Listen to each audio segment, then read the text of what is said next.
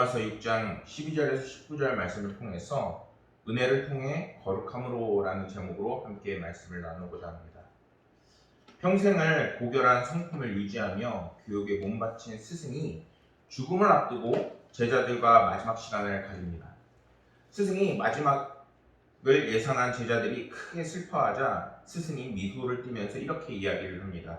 절대로 슬퍼하지 말아라. 가치 있는 죽음은 삶의 의미와 사랑을 부여한다는 것을 너희들은 모르느냐, 이렇게 스승이 이야기를 했습니다.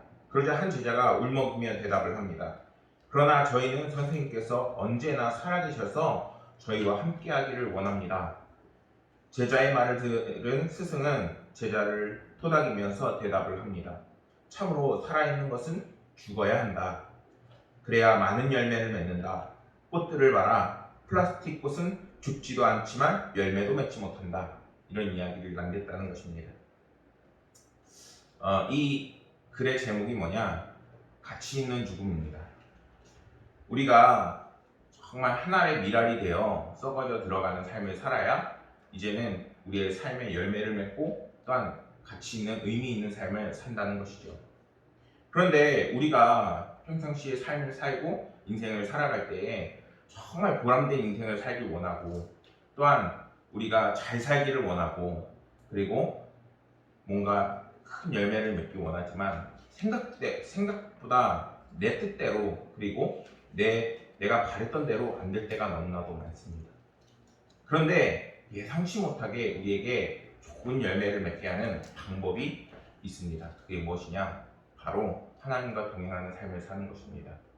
하나님께서 함께 하시면 메마른 삶에 정말 은혜의 강물이 들어오게 되고 또한 그 은혜는 우리의 삶을 열매 맺고 그리고 복된 인생으로 분명하게 살게 합니다. 오늘 나눈 말씀에서 사도 바울은 우리를 향해 이렇게 말씀합니다. 너희는 죄가 너희 죽음을 몸을 지배하지 못하게 하여 몸의 사욕에 순종하지 말라. 이 말은 비록 그리스도인들이 영적으로 그리스도와 함께 죽고 이제는 그리스도와 함께 부활하여 다시 살았지만 우리가 시간을 가지고 인생을 살아가다 보면은 계속해서 우리가 육신을 갖고 있기 때문에 우리의 원죄로 인해서 끊임없이 죄를 탐하고 사랑하는 삶을 산다는 전제가 이미 깔려있는 말씀입니다. 우리가 이전에 아무리 은혜를 받고 성령 충만했어도 지금 우리가 성령 충만하지 못하면은 우리는 결국에 죄의 유혹에 빠질 수밖에 없게 되는 것입니다. 그래서 고린도전서 9장 25절 말씀에서는 이렇게 말씀합니다.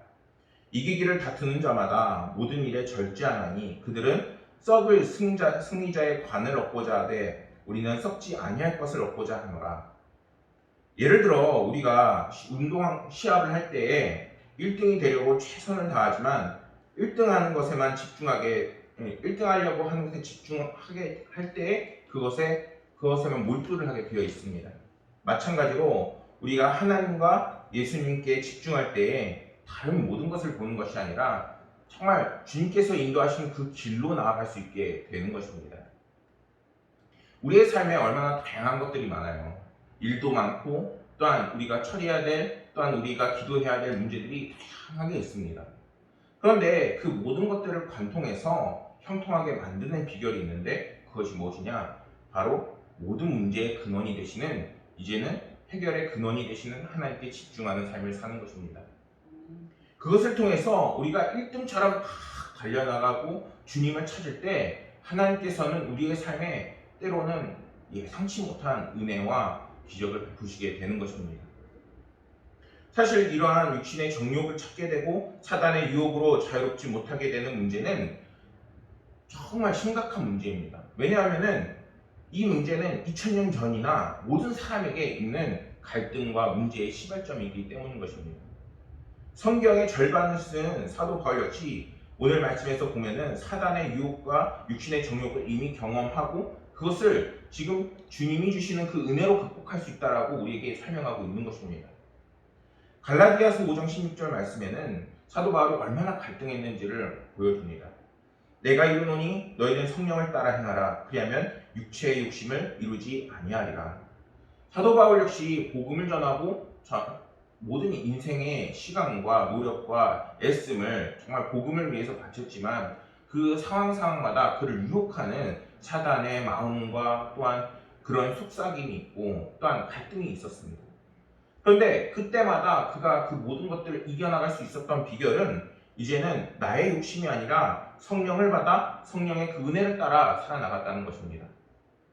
사도 바울은 그리스도인들을 향해서 성령을 따르라 라고 말씀을 전하고 있습니다. 그것이 무엇이냐? 은혜가 가득한 삶입니다.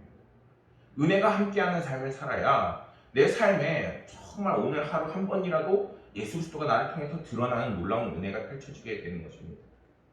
우리가 얼마나 이기적이에요. 조금만 내 마음에 틀리게 되면은 이제는 화가 내고 승질도 내고 또한 짜증도 부리고 그리고 주변 사람들 힘들게 합니다. 저만 해도 정말 이런 것 때문에 갈등이 많습니다. 문제가 많죠. 어떤 일이 있었느냐? 사실 아이들을 만나고 지금 여름성경학교라서 애들을 만나고 또한 복음을 증거하는데 복음을 열심히 증거하는데 아이들은 전혀 관심이 없어요. 아이들이 그 복음을 듣고 조금이라도 교회를 사랑하기 원하고 또한 말씀을 조금이라도 보기 원하는데 아이들은 자기 인생을 살기가 바빠요. 학원도 가야 되죠. 그리고 또 뭔가 집에서 해야 될 일도 있고 친구랑 놀고도 싶은데 시간은 부족하고 거기에 교회까지 있으니까 교회가 너무나도 크게 보이는 거예요. 교회를 나오기 싫고 거기에 대해서 전도사가 와서 우리 교회 나와야 돼, 예수 믿어야 돼, 우리 같이 신앙생활하자 이러니까 애들이 막 짜증을 내는 거예요. 그렇게 되면은 또 나는 좋은 의도에서 정말 선한 일을 하려고 이렇게 했는데 애들이 그렇게 반응하면은 아직 저도 훈련이 덜 됐는지 정말 마음이 힘든 거예요. 그런데 그러한 상황 속에서 사도 바울은 이렇게 이야기하고 있다. 성령을 따르라. 성령님이 어떤 마음을 우리에게 주시느냐? 성령이 우리의 삶을 어떻게 이끄느냐? 정말 우리가 화내고 짜증내고 그리고 주변 사람들 힘들게 하라고 하느냐? 하나님께서는 우리가 열매 맺는 삶을 원하십니다. 어떤 열매를 원하실까요? 대표적으로 성령의 9가지 열매를 맺기를 원하십니다. 갈라디아서 5장 22절에서 23절 말씀을 보면은 오직 성령의 열매는 사랑과 희락과 화평과 오래 참음과 자비와 양성과 충성과 온유와 절제니라고 분명하게 말씀합니다.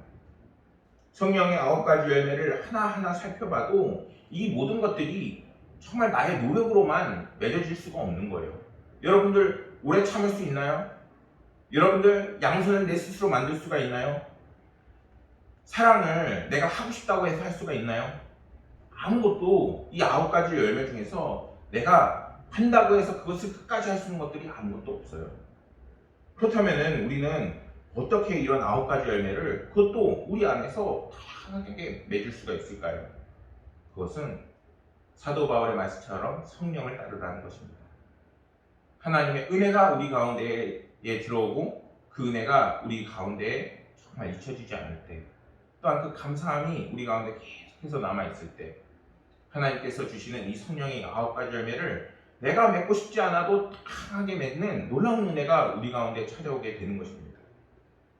그렇기 때문에 하나님과 함께하는 삶을 살 때 이제는 우리는 행복을 맛보게 되는 거고 그것이 우리를 떠나지 않도록 하나님을 의지하며 주님을 닮아나가는 삶, 성령이 이끄는 삶을 살아야 하는 것입니다.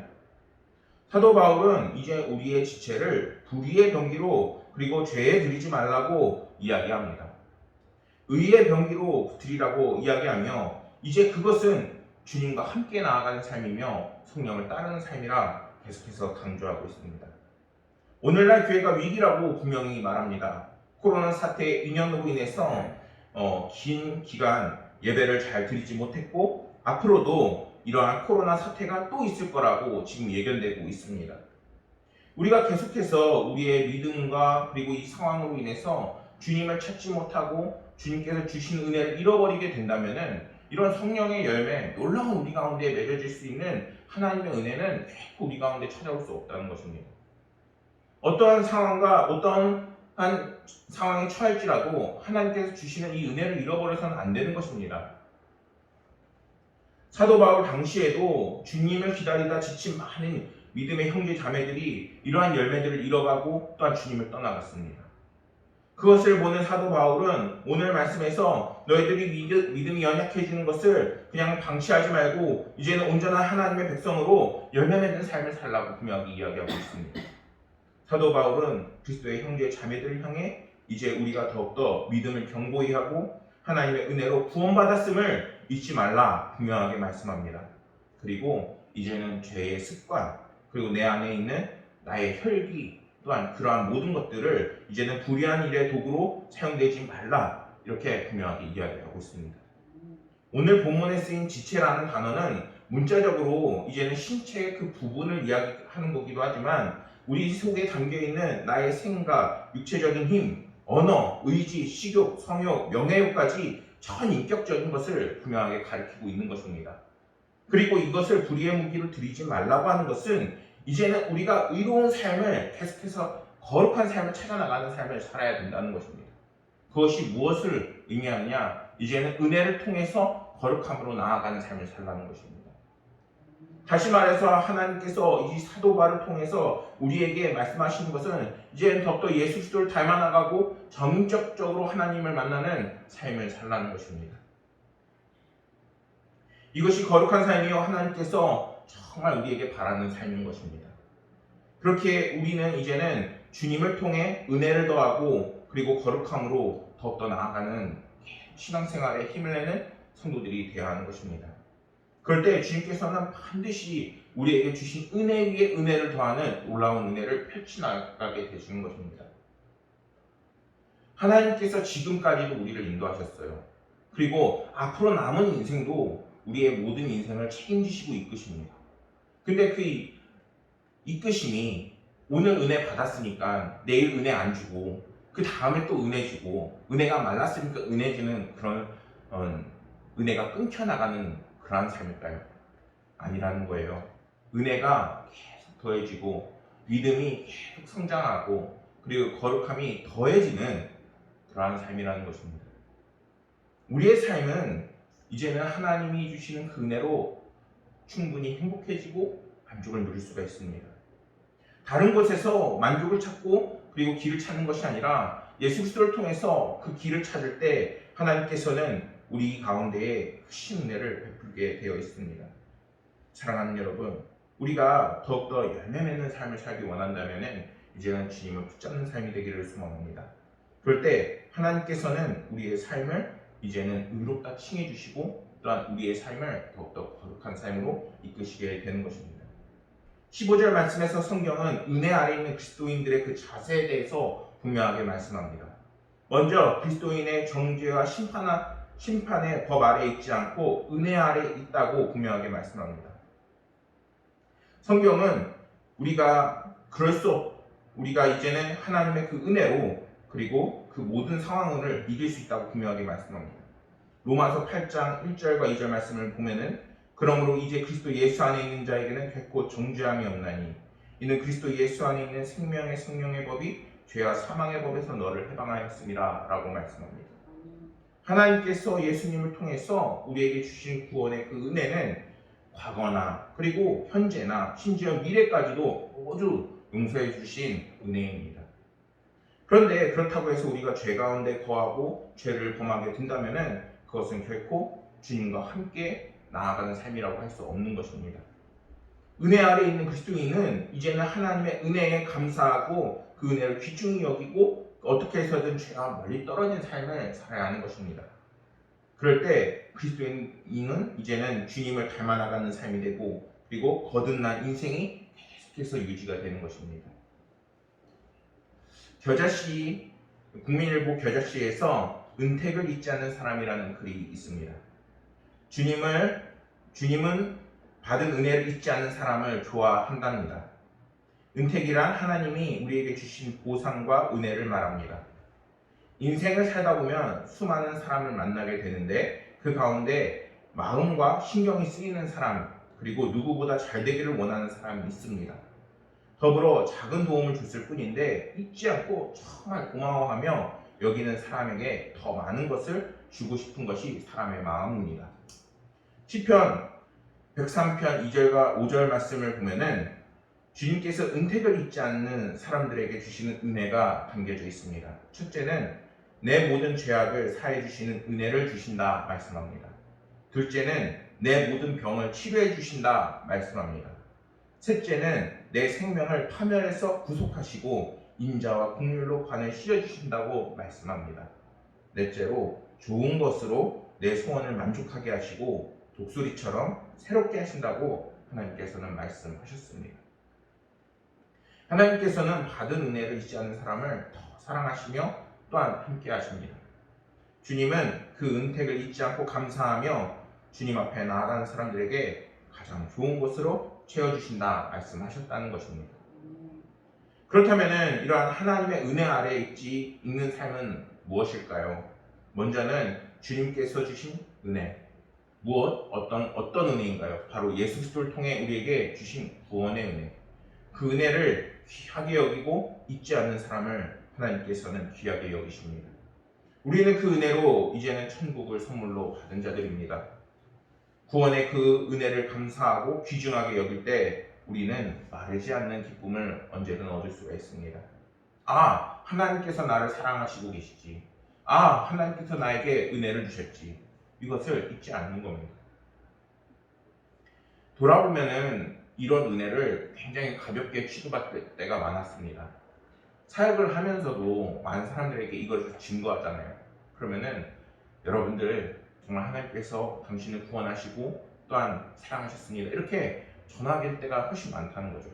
근데 이게 습관이 되니까 정말 마음에 안 와닿을 때가 있는 거예요. 그런데 이것이 정말 오히려 큰 문제인 겁니다. 주님께서는 지금도 우리를 아버지라 부르게 하시고 또한 우리를 구원하셨는데 그것을 우리의 마음에 깊이 와닿지 못하게 하는 겁니다. 그런데 이것을 누구를 통해 주셨나요? 바로 예수 그리스도를 통해 우리에게 주신 것입니다. 그렇기 때문에 은혜가 정말 우리 가운데 메마를 때 주님을 바라보면 되는 겁니다. 주님을 바라보면 이제는 다시 한번 그 구원의 은혜와 기쁨이 우리 가운데 다시 한번 되새김질 되는 것이고 큰 은혜가 들어오게 되어 있습니다. 그리고 이러한 하나님의 은혜에 합당한 삶을 살아야 합니다. 하나님이 우리에게 구원과 사랑의 은혜를 베푸신 것처럼 우리를 하나님의 자녀로 삼았다는 것을 기억하고 그래서 우리는 하나님의 자녀답게 살려고 애쓰고 노력해야 하는 것입니다. 그렇게 해서 우리가 은혜를 찾고 그리고 그 은혜를 통해서 거룩함으로 더욱더 나아가는 삶을 끊임없이 노력해야 되는 것입니다. 하나님께서는 정말 그 지갑을 채워주시는 분이십니다. 제가 대학교 다닐 때 정말 큰 은혜를 받은 적이 있는데 예배를 통해서가 아니라 저희 아버지를 통해서 은혜를 많이 받았습니다. 제가 이제 지방에서 대학교를 나왔는데 그 주변이 아르바이트를 할 수가 없는 상황인 겁니다. 주변이 다 벌판이에요. 그런데 거기에서 부모님한테 용돈 탔었는데 용돈을 더 달라고 하기가 힘이 드는 겁니다. 그런데 아버지하고 어느 날 이제 제 자취방에 오셔서 하룻밤 자고 이제 아버지가 돌아가시는데 가장 먼저 무엇을 물어보셨느냐? 지갑을 열면서 돈 있냐라고 물어보시는 거예요. 돌아가면서 얼마나 많이 울었는지 몰라요. 죄송하기도 하고 또 그 말이 너무나도 감동적이었던 겁니다. 우리의 삶을 가득 채워주시는 분이 바로 하나님이십니다. 하나님께서 정말 그 모든 상황들을 이제 이끄셔서 이제는 우리의 필요한 부분을 반드시 채워주십니다. 그렇다면 우리 누구의 자녀입니까? 바로 하나님의 자녀인 것입니다. 하나님께서 우리를 자녀 삼아주신 것처럼 이제는 우리도 거기에 활용해야 하는 것입니다. 그것을 위해 주님께서 주시는 은혜가 이미 우리 가운데 있는데 그것을 이제는 잊지 않고 그리고 주님께서 주시는 그 은혜를 더욱더 채워나가는 삶이 되어야 되는 것입니다. 그럴 때 하나님께서는 이제는 우리와 더욱더 동행하시고 은혜 위에 은혜 그리고 은혜를 통해 거룩함으로 나아가는 삶을 반드시 살게 하십니다.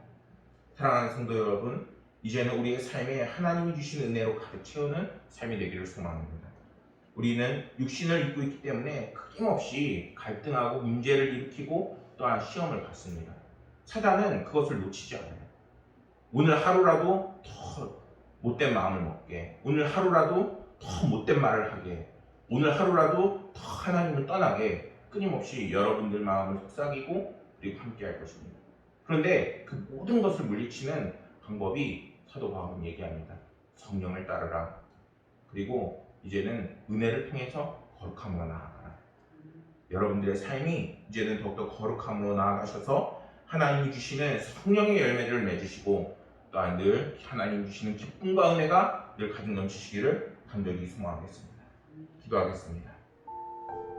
하나님 아버지, 오늘 주님께서 얼마나 우리에게 큰 은혜를 베푸실 준비가 되어주시고 그리고 또한 그것을 더하실 때에 우리가 거룩함으로 더욱더 나아갈 수 있음을 다시 한번 되새겼습니다. 아버지 하나님께서 이제는 저희들의 삶의 인도자가 되시고 능력이 되시고 함께 하신 분이 되셔서 정말 우리가 사단의 그 말 속에 귀 기울이는 것이 아니라 주님과 함께 나아가는 삶, 이제는 주님을 닮아 나가는 삶, 성령이 이끄는 삶, 성령을 따르는 삶이 되게 하여 주시옵소서. 하나님께서 모든 상황을 함께 하시고 그리고 우리를 붙잡아 주실 것을 믿으며 모든 말씀 우리 구주 예수